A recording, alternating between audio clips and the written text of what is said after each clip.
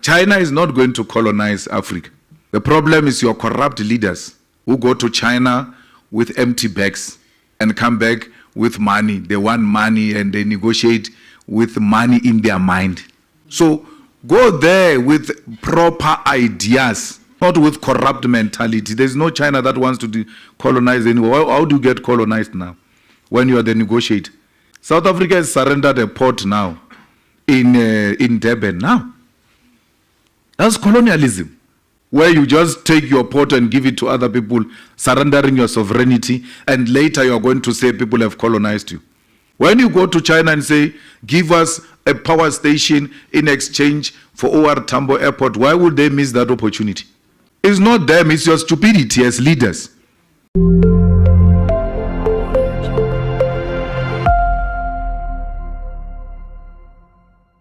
China, Russia, we're going to work with them on our own terms. The Chinese don't go around Africa stealing anything from Africans.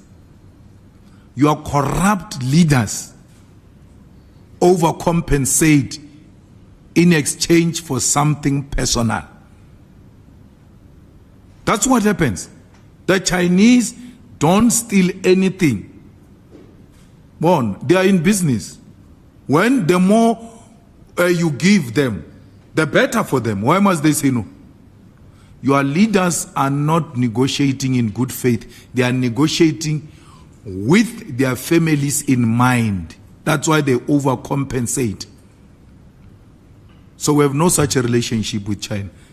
We've got a socialist and developmental relationship with China, and we know that China will help us. Russia is not our friend ideologically. We are with Russia in its fight against Ukraine because we know it's a NATO fight. It's not a Ukraine fight. So that NATO can expand its territory and be closer to Russia and undermine Russia. For that, we'll be with Russia because we can't allow territorial expansion of imperialism and colonialism in whatever direction. But Putin is not left. The government of Russia is not left ideological.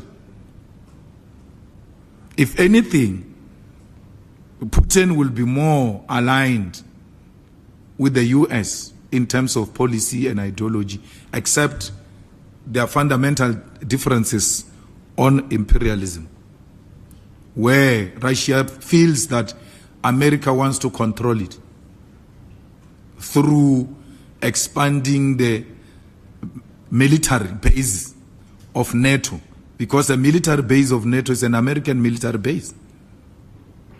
So we are with Russia in that context. Well, the Americans have not hidden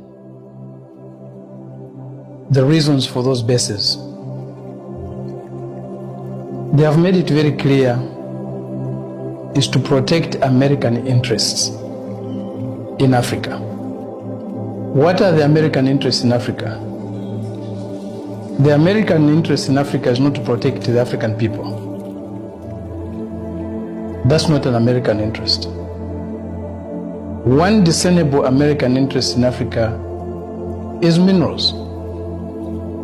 To protect their access to strategic minerals. Today, DRC holds about 70% of the world's cobalt deposits. Zambia, which is a neighbor to DRC, also has got huge deposits. Niger holds 70% of the world's uranium deposits. DRC has uranium, Zambia has uranium, Namibia has uranium. These are strategic minerals. These are what the Americans are protecting. Protecting from who? From us, the Africans, the owners of these minerals? Certainly not. They are trying to protect, to monopolize these minerals, these strategic minerals. Protect, keep away primarily China. Their talk is about China, China, China, China. But China is not an enemy of Africa. We have never been colonized by China. There's no single African country that was a colony of China. Even today, China has never colonized and is not intending to colonize an African country. China has never shown any imperial interest in Africa. China was there with us. In our liberation struggles, China supported us. When the West was colonizing us, China was helping to liberate us. China was there to defend our independence, economically and otherwise. For instance, my country, Zambia, it was blockaded. All our neighboring countries were still under colonialism. We had no access to the ports from Mozambique, from South Africa, from Namibia, from Angola. But there was no proper road, there was no rail. We asked the Americans, the British, to help us put up a rail system to the port of Dar es Salaam. They refused. President Nyerere of Tanzania came on behalf of Zambia and Tanzania to ask the leadership of China under Chairman Mao, Zhou Enlai, for help to build a rail. China at that time did not have the capacity, but China said there's no way, they have to do it. They mobilized both the human capital, the materials that were needed, the finances that were needed. It was a very difficult task.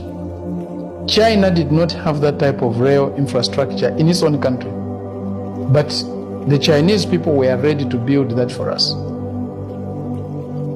And in the process, China lost 70 of its own citizens, of its own people, in the construction of that rail. The remains of those 70 Chinese people still lie in Zambia. We have 70 Chinese people buried in Zambia today.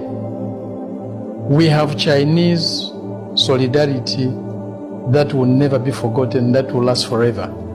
At that time, China did not have a single mine in Africa. They did not have a single corporation operating in Africa. Not a single one. So it was selfless, noble assistance to fellow brothers and sisters. China has continued even now when it's doing well to cooperate with Africa. If you go to Africa today, you see a big hospital. 99.99% probabilities that it has been built by China. If you see a big airport today that is new in Africa, it's a very high probability that it has been built by China. If you see a rail network that is new, know that it has been built by China. You see a big bridge that is new, it has been built by China. China is there for us. Well, I believe these two videos definitely speaks for themselves, and it's high time that Africans know who their friends and enemies are. And as they say, the enemy of my enemy is a friend. China is African's friend. China wants the best for Africa. China and Russia and Iraq and many of these countries are rebelling, and they're turning things upside down for United States. United States has always been the superpower since 19th and the 18th century, but it's time to rebel.